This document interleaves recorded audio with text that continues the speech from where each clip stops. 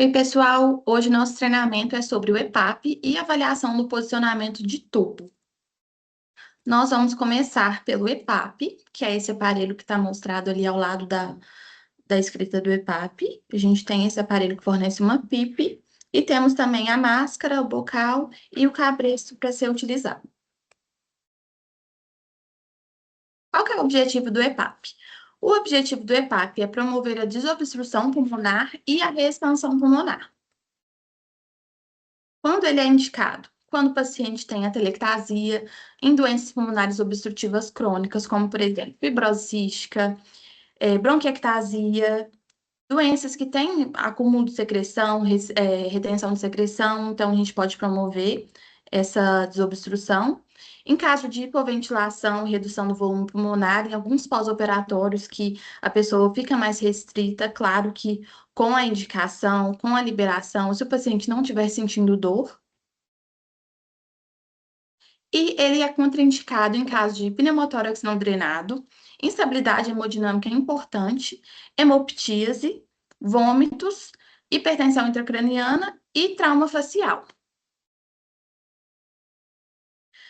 Para a gente utilizar o EPAP, nós temos duas interfaces, que é o bocal e a máscara. A gente pode encaixar, tirar e encaixar. A gente vai utilizar o bocal quando é criança cooperativa. A gente coloca uma idade aí de menores de 5 anos, máscara, e maiores de 5 anos, bocal, mas vai muito da criança ser cooperativa e conseguir compreender os comandos que a gente vai dar para ela.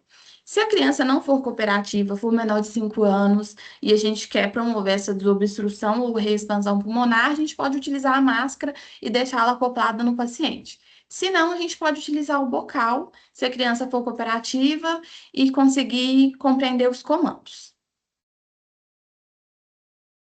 Nós vamos explicar o procedimento de forma clara, objetiva e compatível com a idade da criança, sempre fazer a explicação de uma forma lúdica para a criança consiga fazer, que a criança tenha interesse por fazer, né?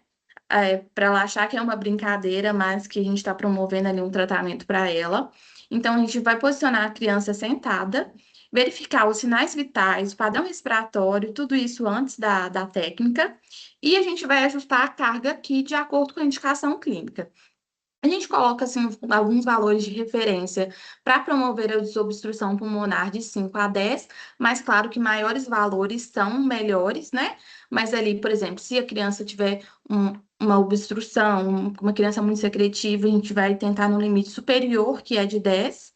E para reexpansão, a gente vai utilizar valores maiores, de 10 a 15.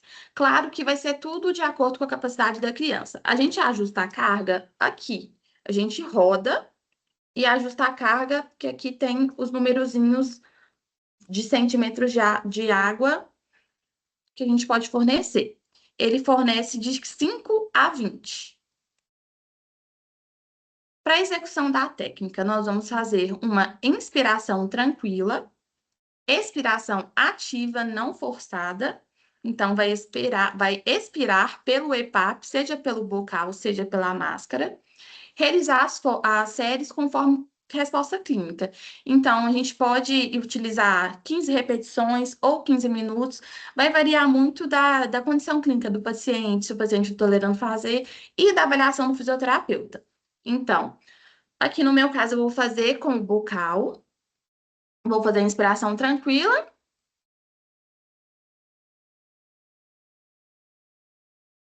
e a expiração ativa.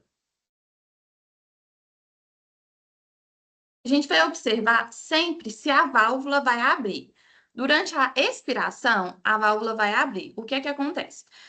A inspiração não tem carga e a expiração a gente tem a resistência de acordo com o que a gente ajusta aqui. Essa resistência ela vai auxiliar, ela vai gerar uma PIP que vai ser adequada para a gente promover a expansão dos alvéolos, promover a abertura de atelectasias e também se a gente fazendo uma pausa inspiratória, por exemplo, na inspiração de 3 segundos, a gente promove o aumento da ventilação colateral e, com isso, a gente vai promover a desobstrução pulmonar. Então, se a gente faz vê que o paciente fez e abriu essa válvula aqui, ele vai fazer um barulhinho, assim. Se a carga estiver muito pesada, ele não vai conseguir fazer o barulho na expiração ativa. Não abre e aí a técnica não está sendo eficaz. Então, se não estiver abrindo a válvula, a gente vai reajustar a pressão. Claro que a técnica não vai ficar tão efetiva, mas a gente vai ajustar de acordo com a tolerância do paciente. Se tiver ok, se o paciente estiver conseguindo abrir a válvula, então a gente vai manter a carga. A gente sempre vai observar a tolerância clínica, observar a frequência respiratória do paciente, a saturação, o padrão respiratório, como ele promove o aumento da ventilação colateral, a abertura dos alvéolos. A gente vai observar que em alguns pacientes eles vão ter uma melhora da saturação, então a gente consegue observar isso. Observar também o padrão respiratório. Se o paciente está cansando durante a técnica, a gente vai interromper o uso do EPAP. Se o paciente tiver desconforto importante, ficar muito cansado, desaturação, tiver com broncoespasmo, em caso de broncoespasmo, a gente nem faz o EPAP, a gente evita fazer. Pior hemodinâmica e intolerância à técnica também. Depois do uso do EPAP, a gente vai reavaliar a ausculta pulmonar, a expansibilidade torácica, a presença de secreção na ausculta, resposta clínica após o atendimento, e a gente vai registrar tudo isso em prontuário e no passômetro o uso da terapia. Então, a gente vai colocar que o paciente fez o uso do EPAP, a gente vai colocar qual que foi a carga que foi utilizada, se o paciente tolerou bem, quantas repetições ele fez, os ajustes empregados, se com tal ajuste ele não conseguiu abrir a válvula, então tudo isso tem que ser registrado para o colega seguinte. E se aconteceu também alguma intercorrência? Agora a gente vai para o treinamento de posicionamento de tubo orotraqueal.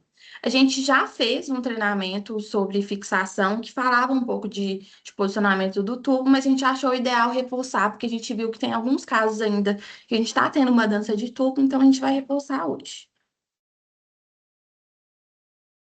O posicionamento do tubo, a ponta do terço médio tem que estar no terço médio da traqueia. E antigamente a gente falava muito de estar o tubo entre T2 e T3. Mas a gente também vai olhar a distância da carina, que cerca de 1,5 da distância da carina à ponta distal do tubo. Por quê? A gente tem uma diferença na anatomia entre paciente. Então, se a gente sempre for contar ali T2, T3, a gente vai ficar sempre mexendo no tubo do paciente. Não é ideal que a gente faça essa mudança. Então, se tem essa distância ali de 1,5 da carina, a gente não vai ficar mexendo. E observar também a posição neutra da cabeça, porque a gente sabe que a posição ela vai alterar o posicionamento do tubo. Para a gente considerar o posicionamento do tubo, a gente vai considerar a marca rente ao lábio superior. Essa medida ela deve ser monitorada diariamente e sempre após a manipulação do paciente. Vamos supor que o paciente fez o raio-x e o raio-x, quando fez o raio-x, o paciente estava com a fixação tracionando. E aí fez o raio-x, aí vai ver o raio-x, o tubo estava alto. Mas não é que o tubo estava alto, estava tracionando. Aí a pessoa vai, reposiciona, desce o tubo fica baixo, o paciente faz a telectasia, fica com o tubo seletivo. Então, são coisas importantes que a gente tem que avaliar. Para a estimativa da fixação de tubo, a gente tem uma diferença na neonatologia e na pediatria. Na neonatologia, vai ser o peso mais 6. Então, por exemplo, o RN tem o peso de 1,5. A gente vai fazer 1,5 mais 6, que é 7,5, e a gente vai fixar na marca 7,5 no lábio superior. E avaliar posteriormente no raio-x. Na pediatria já é diferente. A gente usa 3 vezes o diâmetro do tubo para fixar para a marca, para a gente ter uma estimativa da marca, mas claro que pode variar de paciente para paciente, então a gente sempre vai avaliar no raio-x. Então, se a gente está usando um tubo 5, 5 vezes 3, 15. Então, a gente vai fixar no lábio superior na marca 15. Como eu falei anteriormente, a gente tem que ter atenção sobre o posicionamento da cabeça. Se o paciente no raio-x está com flexão cervical, o tubo vai descer.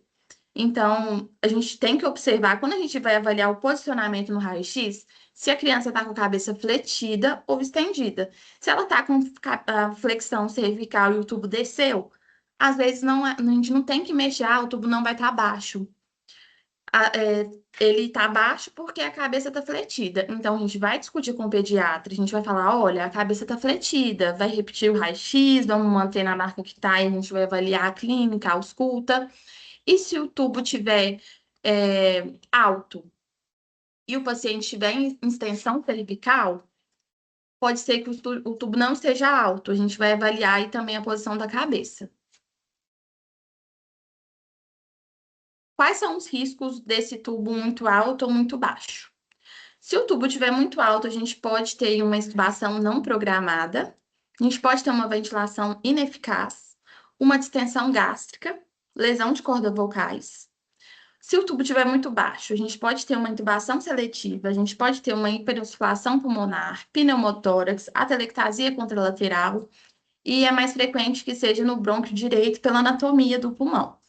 Então, são eventos adversos que são evitáveis, por isso que a gente está refazendo esse treinamento, essa parte do treinamento, porque a gente quer evitar esses eventos. A gente trouxe aqui 3 imagens. A primeira imagem, que é a A, é um tubo bem posicionado. A segunda imagem, que é a B, é um tubo que está alto, o paciente está ali praticamente estubado. E na C, é um tubo que está seletivo, ele está extremamente baixo e está causando ali um pneumotórax, que foi um evento que a gente falou que pode acontecer quando o tubo está baixo. Então, a gente faz esse treinamento para evitar que tenha essas questões. E é isso. Obrigada.